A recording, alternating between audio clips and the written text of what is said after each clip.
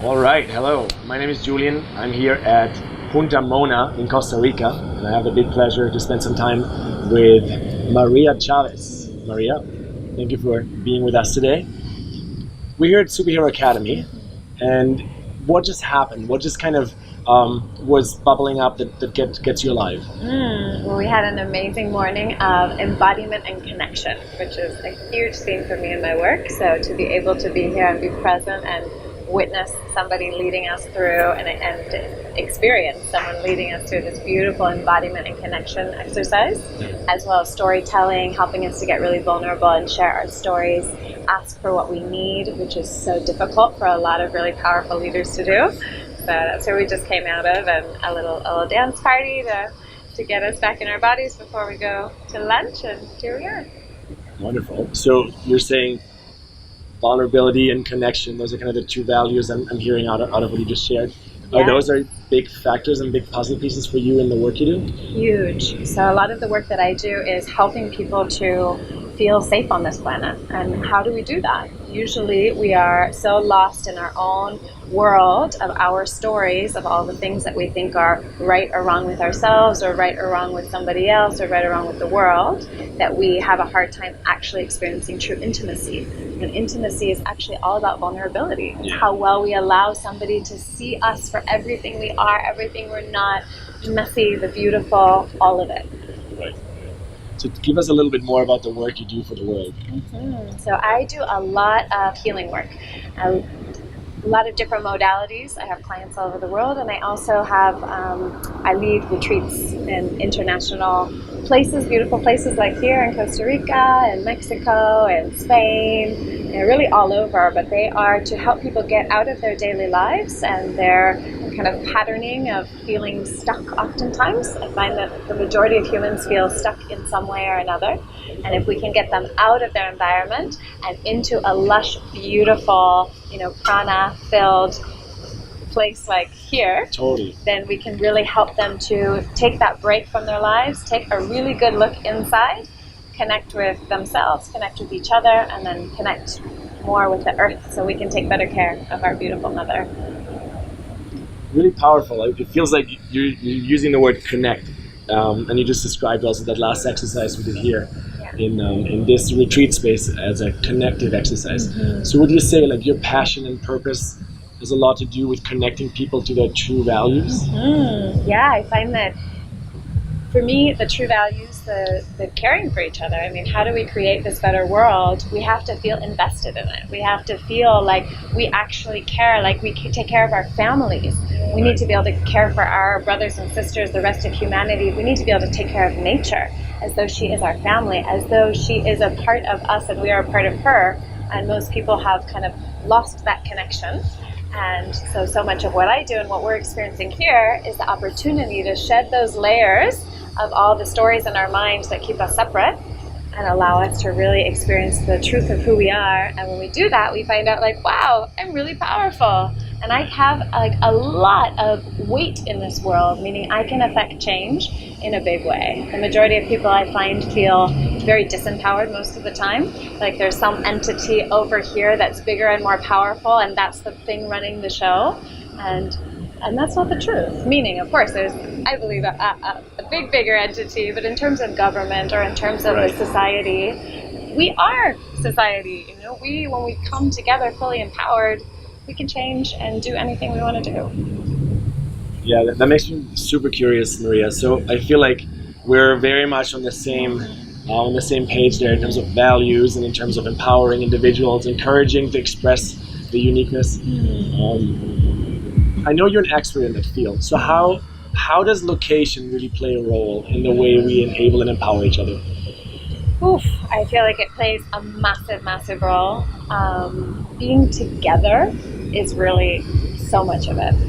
We have created this society of actually predominantly disconnection because we all live in our own little apartments. We all are on our computers, on our phones all the time. We're in our car. That's our own little bubble. And we've created just so much separation. And when we come together, we actually find so much inspiration. I mean, we get so sparked and inspired and just like juiced up by each other. So when we're in a physical location together, everything that we're working on individually just gets amplified to the millionth degree. Yeah, wow. Let me just take that in, because that's, for me, really what I experience here at Punta Mona in Costa Rica with a bunch of superheroes in the Superhero Academy. So maybe give us, and everybody watching, give us a little bit of an idea what the Superhero Academy Mastermind has been for you so far, and what it stands for you. Yeah, I mean, having an opportunity for me, somebody who leads these type of events all over the world, to come together with my peers is so powerful. It's so powerful for us who would kind of consider ourselves, or other people consider us, leaders in whatever way. I kind of call it like those people that are just have the fire to make things happen. To be able to come together with other people who have that same level of fire and that same level of passion and commitment and dedication and drive is just, it's everything to me. I am getting like fueled for months and months and months and months to come. And it's also a cohesive group that we get to maintain this connection going forward. So that truest essence of a mastermind is, it's not just this peak experience and then we leave and we never see each other again. We're really creating these bonds where we're going to be able to support each other ongoing, which is what it takes to do all of this beautiful sacred work that gets to happen to create the world that we all really want to raise our children in. It's amazing. You're almost giving an answer to my next question, which is how do you reckon we might be part of a world, build a world, empower a world that one day really works for everyone? How do you think is one possible pathway to do that? Well, I think, again, through education, to just really educating people, bringing them into nature and helping people to learn about biology, learn about biomimicry, learn about the way that ecosystems work, learn about omniconsideration and how our choices affect the whole. We've just literally forgotten, because we grew up in these environments where we go to the grocery store and we pick that perfect apple off of the top of that perfect little pyramid, and no one ever told us, well, where did that come from, really? Or like had that conversation. So we as a society have gotten very segmented and very compartmentalized. And so to be together and to see in action how our actions affect those around us, being in nature, and just education about where are we at as a humanity and a society, and what is it going to take for us to really steer the ship in another direction. It just takes that awareness, which comes through education and through embodied experience. Education and embodying and learning through physiology almost, yes, right? Yeah. Because the knowledge, it stays up here, but it becomes wisdom when it's really integrated into all of our cells, and we can feel what it feels like to be connected and to really share in this joint space together, this joint space of being human with other humans. Fascinating. I have two more questions for you. The first one is, what does freedom culture mean to you personally? So a word that I use in my work and just in my life a lot is actually liberation. So for me, freedom and liberation are very, very intertwined. And to me, that actually just means being free of any prisons in our minds of what is or isn't available to us. And I find so many people have created these prisons in their minds of their belief systems that we just think, gosh, this is the only thing that's available to me. And people get stuck in their suffering and a lot of pain and discomfort of the way that life is.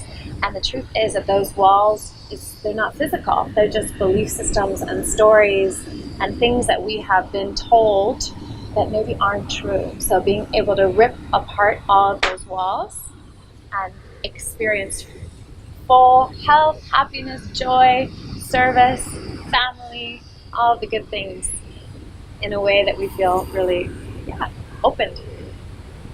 Open and free to make this a culture, not just as an individual, but with each other. Right? Yes, exactly.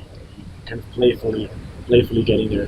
Maria, you're such a mastermind to me as well. I've spent the last couple of days with you and about 110 people of peers, as you said, in this space here. can you share maybe 3 nuggets of wisdom that you'd pass on to, let's say, like an apprentice in your field? 3 pieces where you're like, if you really hone in on that, you'll accelerate in your path. You'll find this place of freedom. You'll find this place of inner clarity. Yeah, thank you. I if I was gonna pull it down to 3, I would say first and foremost, I believe that the spiritual path or just the path of being human is exponentially heightened by becoming a better listener. And listening is not just with our ears, it's listening with all of our senses to be able to really tune in to the field around us. And the way we do that is by the second one, which is really dropping into our own energy field and getting really clear on what's ours and what's the other. And that can be a lifelong practice. This is not something we snap our fingers and we have it. But again, for me, a lot of my work is in the kind of more spiritual, esoteric realms. And we really talk in every lineage about knowing myself and really knowing what is my deepest truth. What is so true for me that might be totally different than what's true for my family or what's different or what's true for society. So learning to tune in to what's our truth and then being able to listen to the field so that we can harmonize our needs with the needs of the collective so that we can all really move as one really beautiful organism. And the third one is to ask for help. If you are stuck in a certain area, ask. I for example, have 3 different kind of major companies and projects and things that I'm the kind of head of, whatever that means. But in actuality, I have people that I brought onto the team that are such greater experts in so many of the different areas. I just happen to be the glue and the one that is kind of the cheerleader, but I always reach out if I know somebody is, head and shoulders over me in tech. Great, I'm going to ask for help instead of sitting there banging my head trying to prove that I can do it on my own. I just find people who are better than me and they build things way better than I could ever do. Wow.